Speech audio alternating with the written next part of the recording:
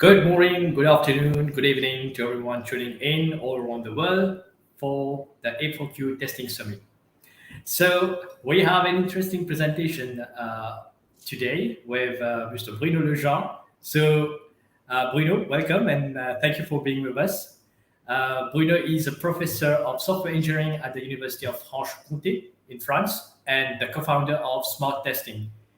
He's one of the leaders of the CFTL, Comité Française de Test de Logiciels, the ISTQB French board, and has co-piloted the ISTQB task force for various syllabi like model-based testing and acceptance testing.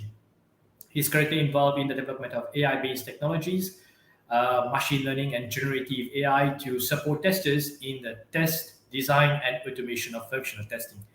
So, Bruno, it's a pleasure having you. And you have an interesting topic about leveraging user-centric testing to optimize end-to-end test automation. So, without further delay, I'll leave the floor to you.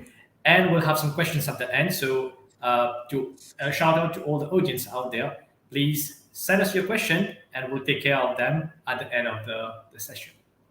So, the floor is yours now, Bruno. Thank you very much, Loveless, for this nice introduction. So, thank you everybody to attend this presentation, this conference. I'm very happy to share with you this new topic of usage-centric testing. I mean, a new approach to focus more our test on what really matters. You will see and discover that. Perhaps we can launch the presentation. Very good. Yes, we will start at the very beginning of the presentation. It's better. Okay, so you go. Okay, so you can see the title: leveraging usage-centric testing to optimize our end-to-end test automation. So I will cover the following topics. First, I will recall the main challenges in end-to-end testing. End-to-end testing is actually difficult topic for many companies. And then introduce the concept of usage-centric testing, and as I just told before, which is analyzing real user data. You will see that. Then I will cover the topic on how AI techniques can help us to implement right the tooling for usage-centric testing, on various consideration on the tooling, on then conclusion, use cases on conclusion. So let's jump directly in the challenges. So most of you you remember the definition of ISTQB definition of end-to-end testing, which the idea to really cover business processes and to do it by mimicking, by acting very close with what our users, customers are really doing in terms of flows on the application. So the idea is to get confidence, I mean, in our product on the basis of end-to-end tests. That means that we have to cover, I mean, real usage. And if you see also the goal is considering the various levels of your applications, from, I mean, low level to your front end. The idea is also in this kind of test, we need to be able to cover the complete flow on what happens in the application in a realistic situation. If now you consider the testing pyramid, very classical, you know this pyramid that have been introduced by Coney 10 years ago, but it's interesting to consider the various levels of testing on the position of end-to-end testing with regard with benefits and drawback. If you start with unit testing, you can see that we have lots of tests. Is the basis. We should have lots of tests. Is the basis of the pyramid. On this test that cheaper to produce, maintain than the higher level, but also that these tests run faster. But when you go up to the top on the pyramid to end-to-end testing, then you see that it's much slower. I mean, because you have this long test covering, I mean, a complete user journey. You have also, it's much more costly to develop, much more costly to automate and to maintain.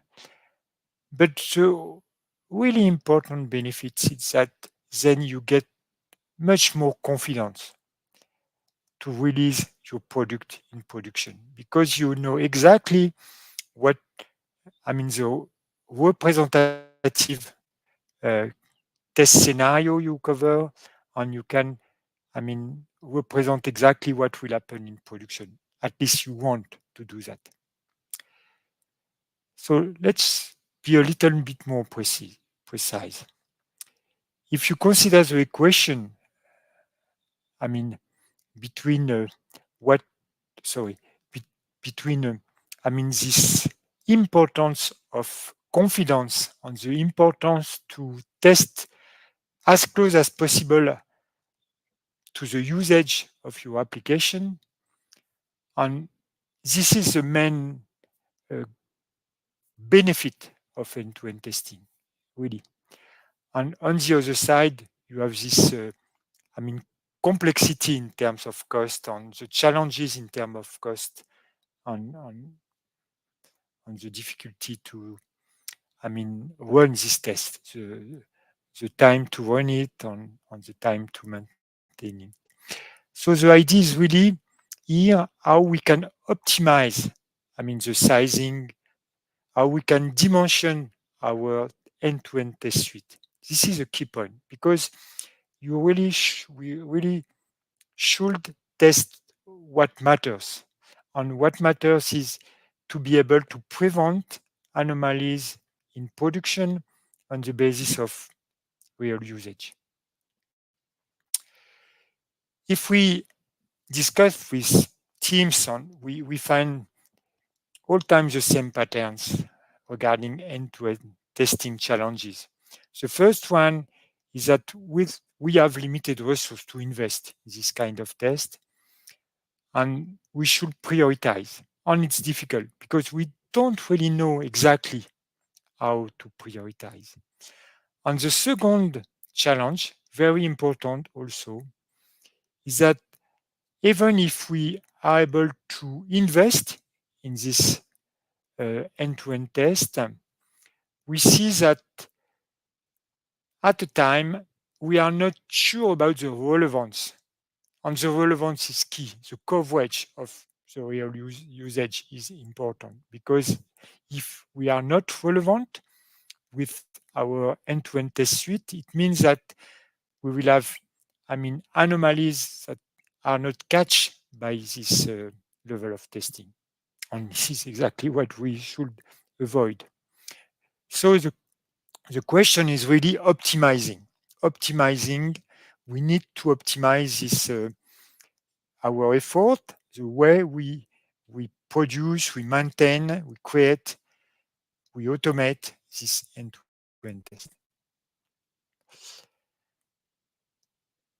There is two aspects of optimizing end-to-end testing. The first one is really at the technical level, how we can reduce test automation cost. But the more important is certainly, or complementary, is certainly how we can focus, I mean, how we can dimension the size of our end-to-end test suite, how we can design, select what we really want to test. So it's both aspects. If we consider the technical aspect, test automation aspect, we have good news these last few years because, I mean, the modern end-to-end test automation framework are addressing some of the important issue in, in end-to-end test automation. For example, flakiness, end-to-end test end-to-end test script flakiness, test code flakiness, which is really an important issue, is more managed now with tooling like Cypress or Playwright. Also, you have more capability to refactor your test code. You have more capability to debug your test code. You have more capability to asynchronism execution. So you have more tooling at the automation level. But even if we are making some progress now, we are really to manage the other aspect of the problem, the other aspect of the problem we want to solve, which is focusing on what really matters. And this is exactly the proposal of usage-centric testing.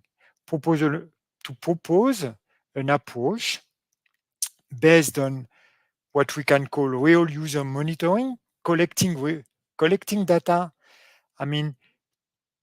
to optimize, to generate the right test, and to maintain it. It's exactly the purpose that we will now jump in. So if you take the picture like it is now in most situations, as a tester, we are designing our end-to-end test on the basis of what we think that our users are really doing, on the basis of, for example, of course, the user stories, the epic, or some observation. But the fact is that the reality is different.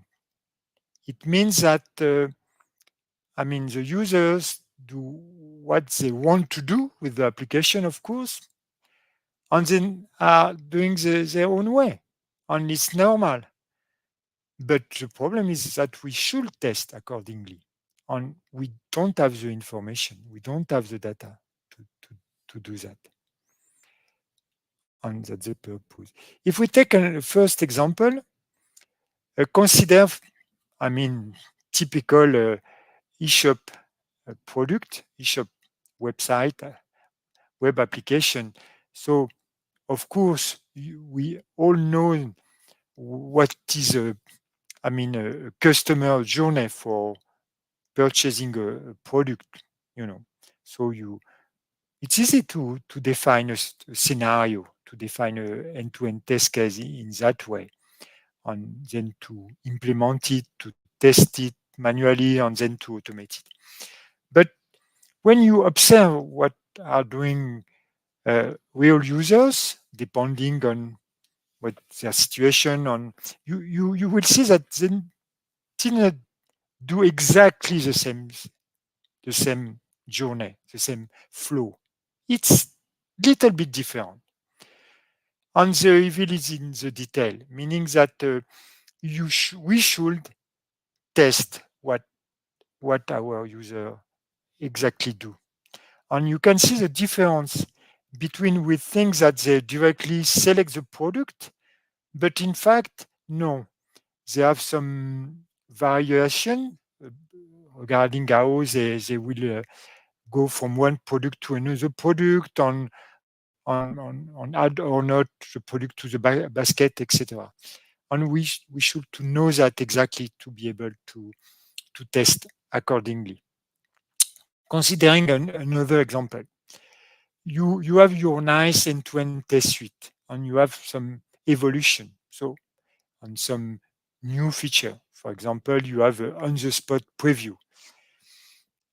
For you, regarding your test is perhaps not so important. But in practice, if we are able to analyze what happens really at customer level, you can see there is some variation that we are not able to fine tune if we are not able to observe what happens really. So this is really, the goal of this approach. This is working on observation data to be able to specify and to implement, the right test coverage. Another example, you have sometimes specific customer journeys for specific situations, specific context, specific period. And we know all that, for example, on e-commerce e-shop website, you have specific day. You have sales, you have special offer, you have Black Friday, and for sure, the behavior of the customers are different depending on what this, our what we propose on our shop website. And we don't know really what happens. And the risk to have some anomalies on specific customer journeys that we don't test because we don't know is really important. And it's what we try to avoid with the. So to sum up, really the key ideas: observing usage pattern, usage flows, anonymized data, because we don't need private information, never, because for testing we need, to understand the usage pattern, and is what we want to focus on. So observation, collecting the data, what the user actually does, and mimicking, our test on the basis of representativeness, but also corner case if you are interested in corner cases. So the idea is really to, build the coverage based on data. This is the point. Okay, so if we consider several aspects of this new approach, because it's new, of usage-centric testing, first is really, in the spirit of DevOps, and of course Agile. Why? Because you have this link between, I mean, testing and observation. So we get the data from observation, and we accordingly are able to improve in a continuous way our test, our regression test, if you want, because it's the idea of optimizing regression testing, clearly.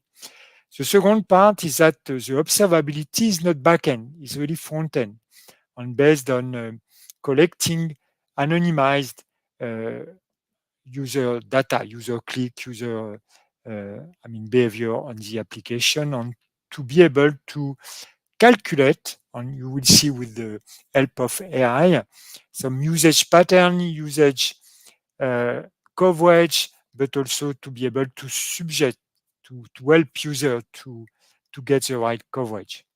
This is part of kind of a shift right testing, because we use the information from the monitoring side, of course, and we need automation support for the whole aspect.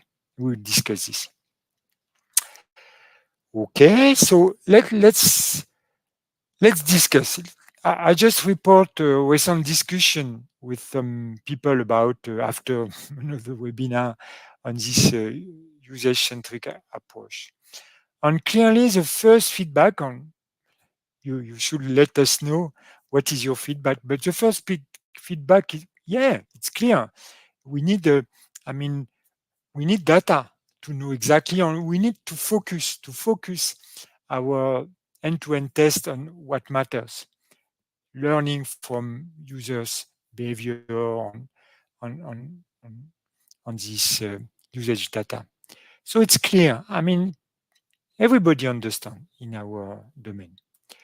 And so some of these people already try. Trying to use web analytics techniques to do it, and to try themselves using to analyze the data and to learn from the data. But it's not so easy. Why is it not so easy? The reason is mainly that web analytics data is not done to help and to support, test testing professional. He's not dedicated, he's not supporting our work as a testers, as a test automation engineer, as a test manager. It's done for marketing people. Only it's not the same thing. It's not exactly the same data that is focused, or even if we consider backend monitoring information like we may have in Splunk, in Datadog, in Dynatrace, it's also not exactly the same purpose. So we need dedicated tooling to support usage-centric testing. Is exactly what we learn about the experience of the community. Let's jump now on AI, on why I really believe that AI is important in this field, on how, if you consider the big picture, you have data. And as you know, AI is algorithms on data. What is the data?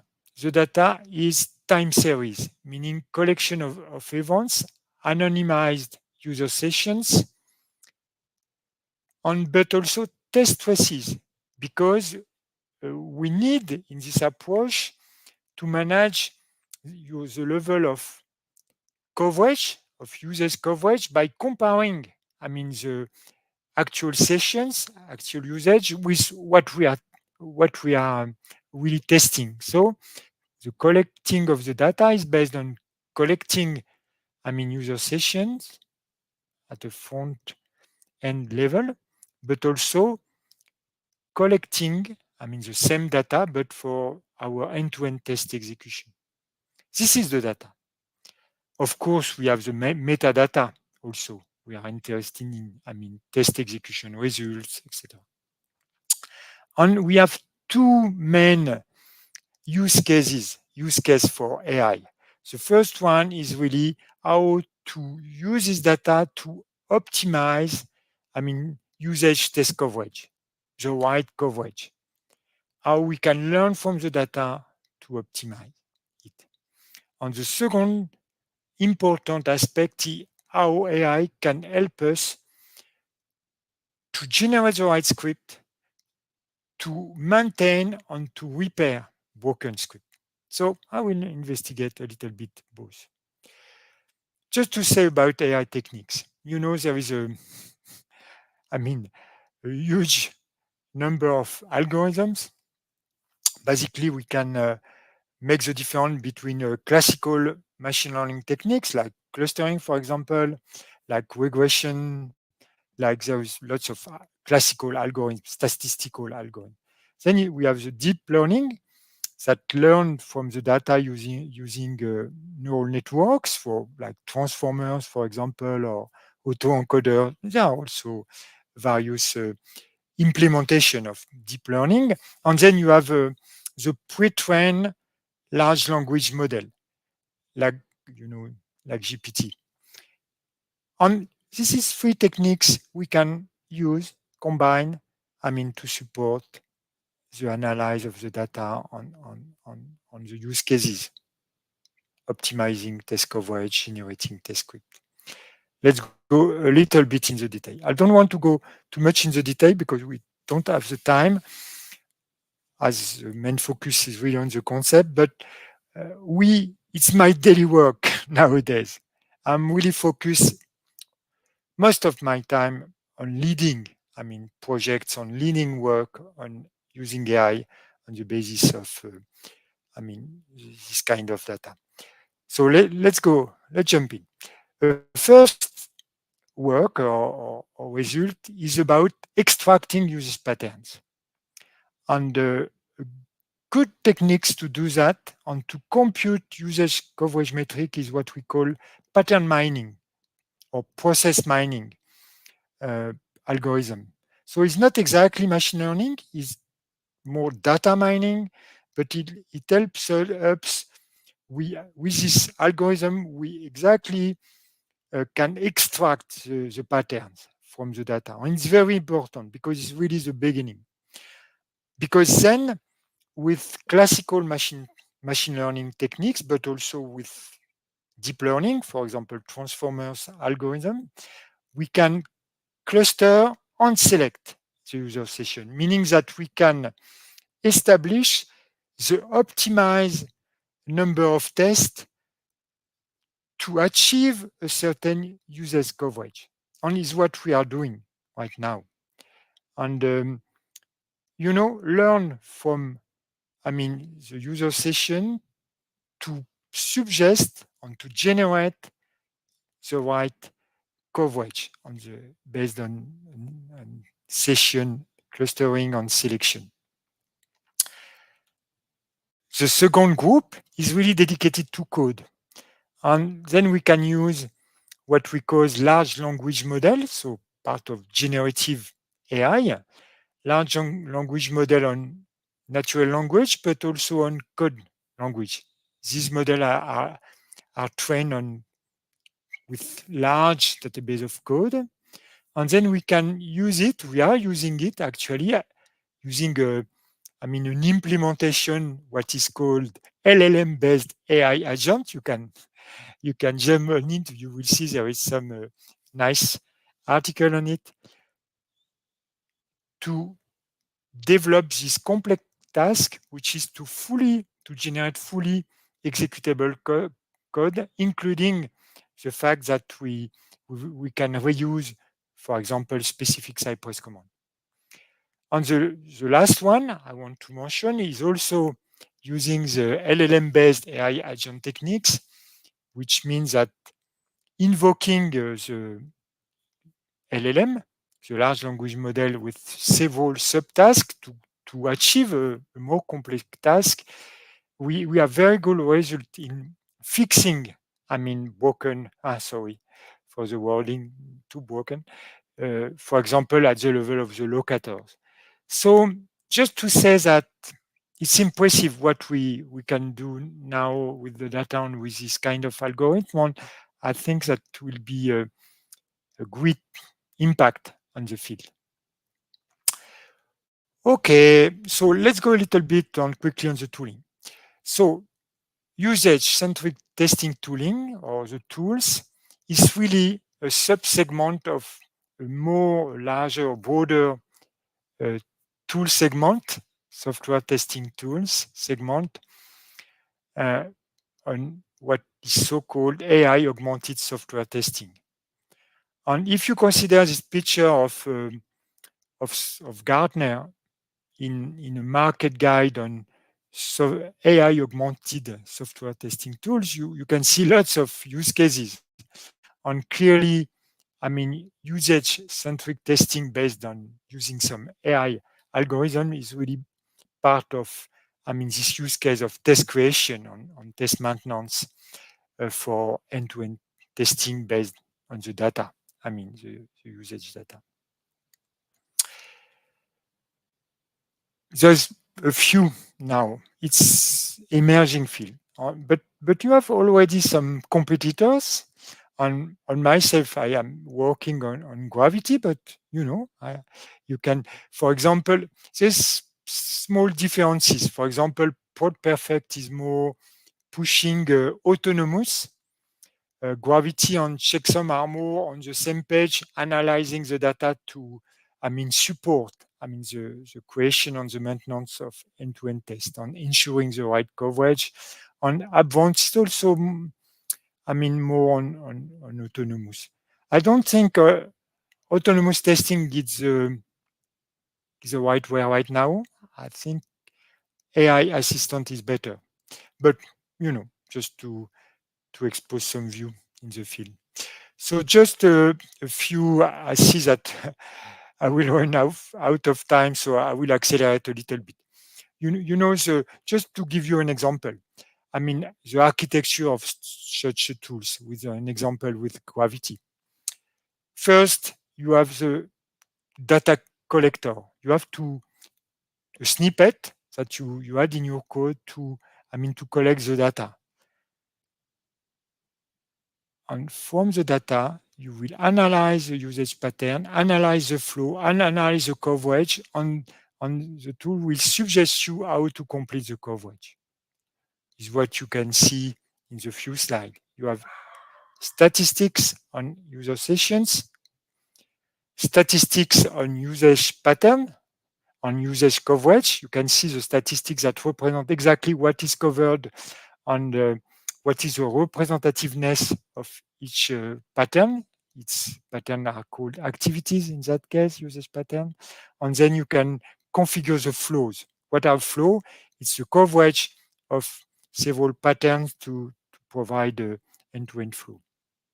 So on how you can exactly measure your coverage, on optimize on a new test or optimize your test. This is exactly the purpose. I don't want to go in too much detail, but from this, I mean, from this selected coverage, you can generate your code. I mean, your entire, in this case, Cypress code is what the exact goal. At the end of the day, you want your automation code. Okay, just to finish and to conclude, there is two main use cases of usage-centric testing. The first one is bootstrapping, meaning at this stage you have not really invest in your end-to-end test automation suite. You want to bootstrap, so you start by analyze the first, usage of your product, and then you will produce on usage-centric testing, on the tooling will support you to create the nice one, the nice suite with the right coverage, and then to maintain it. And the second use case is really optimization, meaning that you already have your first end-to-end test suite with code, and you want to optimize because you understand that is not yet relevant, and you need to analyze what is your actual coverage of the usage, and then you need to optimize it. Is a second important use case of usage-centric testing. Okay, just recap the benefits. So you start by collecting the data, anonymized data, so you have no problem with regulation on this side. Then you have evaluation, you have, generation on this is a continuous process, of course. Okay, so sorry, Lovelace, I was a little bit longer than expected, a few minutes. But I have Yeah, that's fine. That's totally fine. That's totally fine. It was very interesting. Definitely, I do have quite some questions about the AI and how it is used to actually generate test cases based on the usage information. So we have a few questions. We'll take the first one. The first one is how to experiment in practice usage-centric testing. Yeah, it's an important question because you understand the concept, but now Yes. you want to experiment it. So the first thing is to choose your application. What are your priority in terms of consolidating, optimizing your end-to-end test regarding your portfolio? So this is the first aspect. The second part is how you can manage the data collection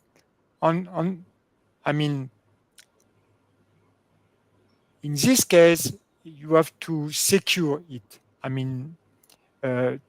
To verify the security of your data is very important because, it's sensitive information. So you have to check exactly what are the different aspects of the data collection. And then you have to depending on the tools you want to use. So it's also part, because you need some specific tooling, and you have seen there are some email, some tools, it's a new. So, and then is like others, test automation, pilot, you need a pilot on the part of a project. You need to measure the gain, the benefits in terms of coverage, preventing anomalies, and also benefit in terms of time saving. Right. Thank you. Thank you for the answer, Bruno.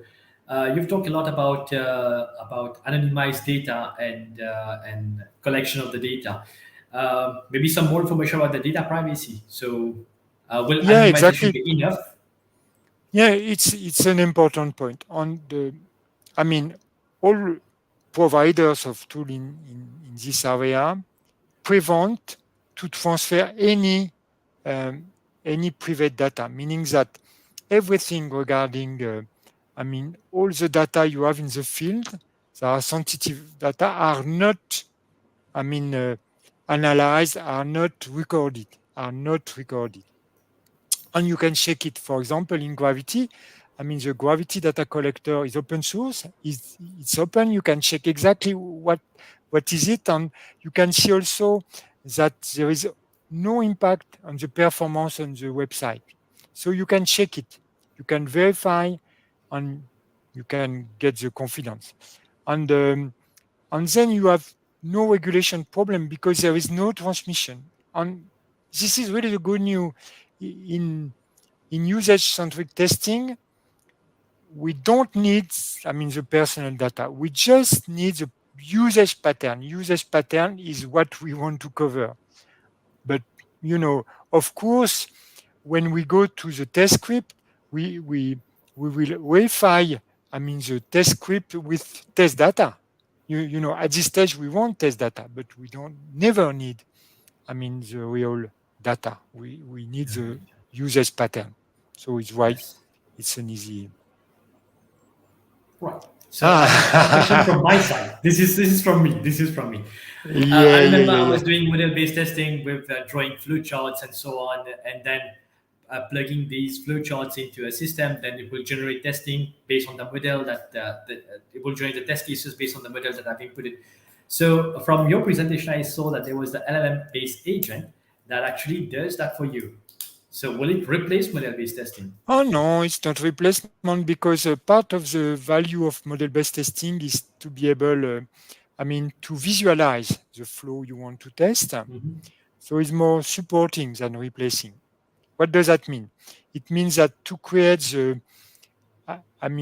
flow, uh, the model, the graphical model, you will have support, from your LLM, collecting the data from user story, acceptance criteria, on updating, on help you, but didn't replace because what you want is really to have this visual artifact, visual, the visual graph of flow because you want to share it. It's exactly what you want. So it's support. It's really support.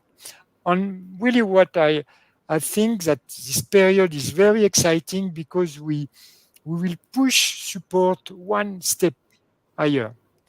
And it's very good for everybody in the profession because we can do more, we can do better job with the help of AI agent, AI agents. but Yes, not the I fully agree. replacement. Not the Okay. replacement. Is not what I Right. think we will do.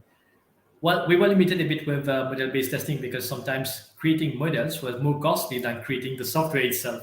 So with having AI, maybe AI will then generate the model, and we just need to validate it and just push it forward with generation of the Yeah, test cases. for Then, sure, yeah, for sure.